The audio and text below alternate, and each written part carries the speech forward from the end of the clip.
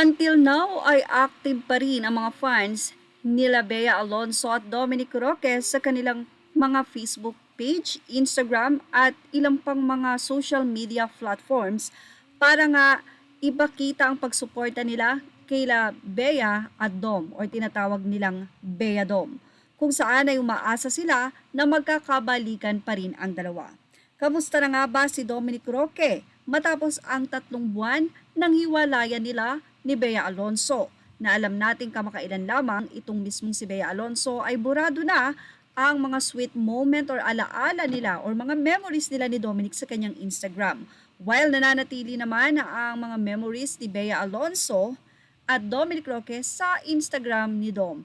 Pero ang pag-unfollow ay hindi pa naman ginagawa ng dalawa.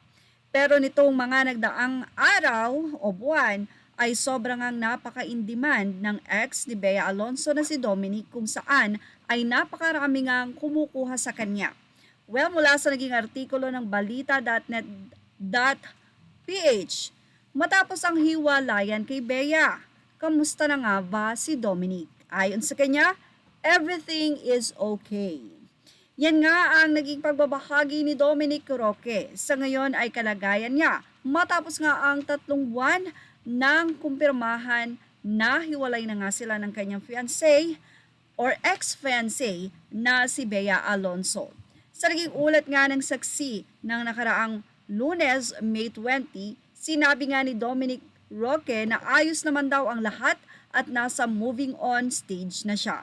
Aniya, I'm okay, I'm happy, actually, everything is okay. Ayon pa sa naging ulat, abala nga raw ngayon si Dominic Roque sa negosyo nito at sa pagta-travel para sa mga binubuong social media content. Matataang February ng basagin nila Dominic Roque at Bea ang katahimikan tungkol sa umuugong na balitang hiwalay na nga silang dalawa sa pamamagitan ng isang social media post.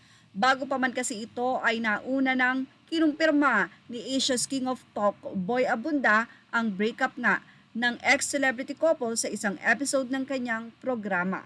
Bago pa man yan ay naging ugong-ugong na nga at pinag-usapan na nga rin ito sa ibang platform ng showbiz, mga showbiz insider katulad nila OG Diaz at Christy Fermin na humantong pa nga sa demandahan. But anyway, good for Dominic, yan nga ang say ng mga fans, dahil kung sila naman talaga. Ganun pa man, ang mga fans nila Dominic at Bea Alonso ay hindi pa rin nag-give up. Umaasa sila na si Dominic at Bea pa lang din, pero hindi na lang ipinapaalam sa publiko. Well, anong masasay nyo dito? Naniniwala ba kayo dyan, mga Bea Dom fans? Yan ang ating Showbiz Now update. Thank you for watching. Please like, share, and subscribe. Images are all credit to the rightful owners.